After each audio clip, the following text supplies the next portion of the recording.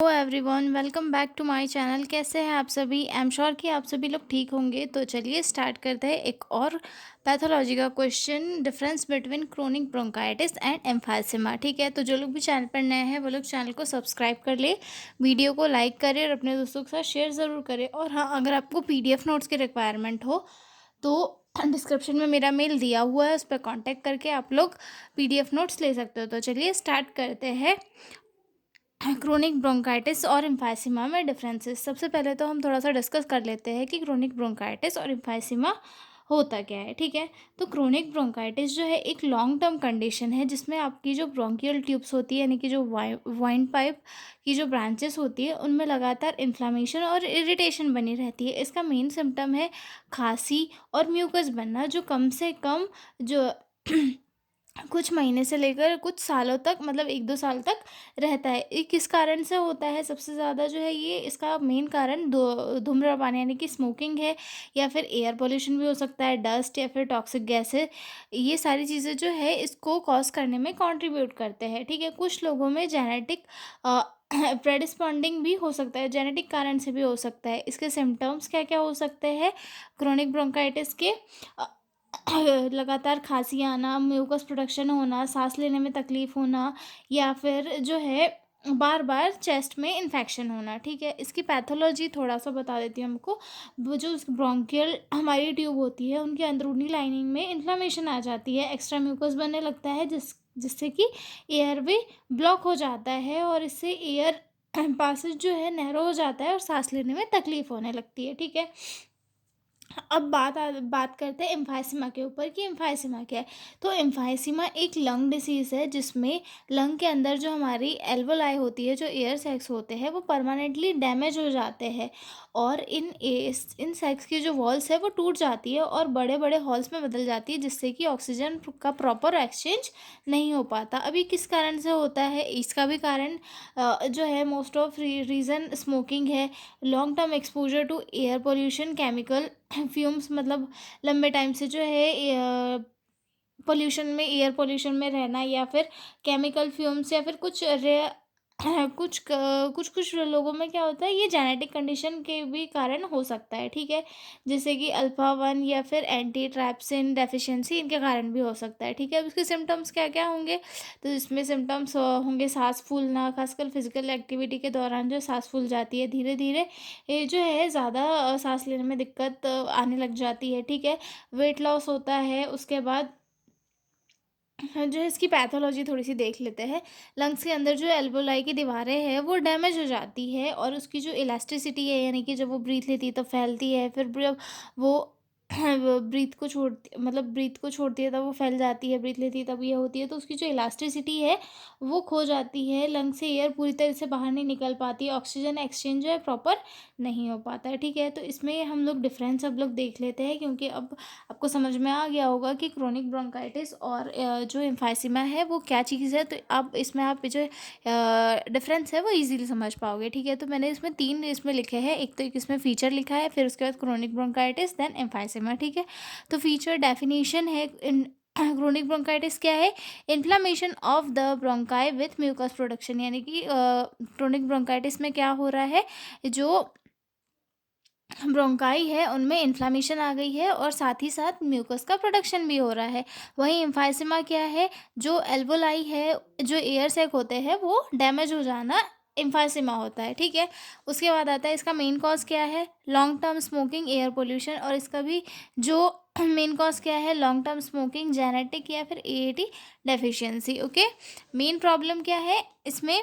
Airway obstruction due to mucus and swelling, मतलब इसमें क्या होता है, एयरवे में इन्फ्लामेशन आ जाती है और जिसके कारण क्या इन्फ्लामेशन आ जाती है, ज़्यादा म्यूकस प्रोडक्शन हो जाता है, तो उसके कारण जो है एयरवे में ऑब्स्ट्रक्शन आ जाता है। वहीं पे जो एम्फाइसीमा होता है उसमें मेन प्रॉब्लम क्या होती है? जो एल्वोलाई होती है उसकी इलास्टिसिटी खो जाती है, मतलब वो प्रॉपर ऑक्सीजन को ये नहीं कर पाती, मतलब उसकी इलास्टिसिटी जो है वो खो जाती है, जिससे कि जो ऑक्सीजन है वो प्रॉपर एक्सचेंज नहीं हो पाती। ठीक है, उसके बाद आगे देखते हैं कफ मतलब कफ कैसा होता है, कफ इसमें परमानेंटली होते मतलब निकलते जाता है। Chronic productive cough with sputum, जो क्रोनिक ब्रोंकाइटिस होता है इसमें जो है कफ कर लगातार निकलते जाता है, क्योंकि जो एयरवे होता है वो उसमें ही स्पूटम इसमें कंटिन्यू निकलते रहता है, और जो एम्फाइसीमा होता है इसमें मिनिमम कफ निकलता है। ठीक है, उसके बाद आते हैं स्पूटम पे। स्पूटम जो है प्रेजेंट होता है, इसमें थिक होता है और येलो या फिर वाइट हो सकता है, लेकिन इसमें जो है एम्फाइसीमा में यूजुअली जो है एब्सेंट होता है, और होता भी तो है तो भी काफ़ी कम होता है। ठीक है, डिस्निया यानी कि शॉर्टनेस ऑफ ब्रीथ, इसमें क्रोनिक ब्रोंकाइटिस में क्या होता है, माइल्ड इनिशियली वर्सन स्लोली, मतलब स्टार्टिंग में कम होता है, लेकिन आगे जब धीरे धीरे इन्फ्लामेशन बढ़ती जाती है, ऑब्स्ट्रक्शन बढ़ता जाता है, तो उस टाइम पे ज़्यादा हालत ख़राब हो जाती है, ज़्यादा जो है ब्रीथिंग डिफ़िकल्टी पेशेंट को होने लगती है। ठीक है, severe and progressive early on, मतलब ये जो है सीवियर स्टार्टिंग से हो जाती है, जब हम एल्वोलाई डैमेज हो जाएगी तो साधारण सी बात है कि सांस लेने में दिक्कत पेशेंट को स्टार्ट हो जाएगी। ठीक है, तो ये जो है स्टार्टिंग में सीवियर रहती है और धीरे धीरे बढ़ती जाती है। ठीक है, आगे देखते हैं चेस्ट शेप कैसा हो जाता है पर्सन का। इसमें जो क्रोनिक ब्रोंकाइटिस है उसमें पेशेंट का जो चेस्ट का शेप है वो नॉर्मल रहता है, और और जब आगे आगे जैसे कंडीशन बढ़ती जाती है तो उसमें बैरल चेस्ट इन लेट स्टेज, जो बैरल शेप है वो धारण कर लेता है। ठीक है, ठीक है।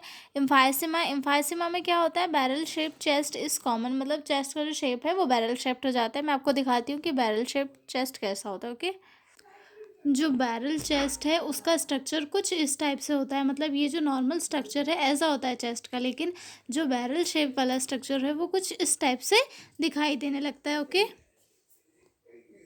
उसके बाद लंग साउंड में वीजिंग होने लगती है, या फिर म्यूकस के कारण जो है थोड़ा लंग से साउंड आने लग जाता है। ठीक है, इसमें जो है decrease breath sound due to destroyed alveoli, इस और एम्फाइसिमा में जो ब्रीथिंग साउंड है वो कम हो जाता है, क्योंकि जो एल्वोलाई है वो डिस्ट्रॉय हो चुकी होती है। ठीक है, ऑक्सीजन लेवल ऑफ्टन लो हाइपोक्सेमिया, इसमें जो है ऑक्सीजन लेवल लो होता है, और एम्फाइसिमा में क्या क्या होता है, जब स्टार्टिंग होती है उस टाइम पे तो नॉर्मल रहता है, लेकिन धीरे धीरे जो जैसे जैसे स्टेज बढ़ती जाती है वैसे वैसे कम हो जाता है। ठीक है, उसके बाद साइनोसिस, यानी कि जो ऑक्सीजन की कमी से ब्लू लिप या फिर नेल्स वगैरह हो जाते हैं ना, उसको साइनोसिस बोलते हैं।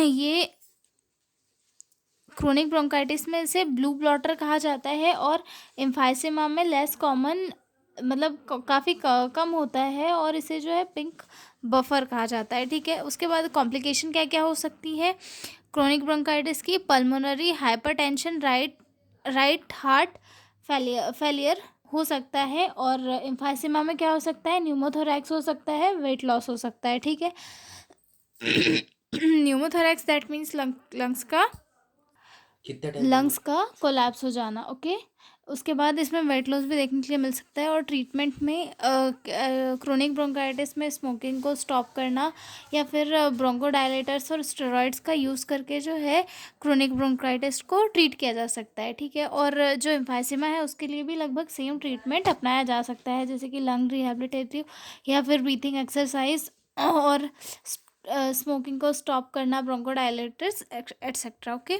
तो मिलता है अगले वीडियो में एक नए क्वेश्चन के साथ, तब तक के लिए बाय बाय।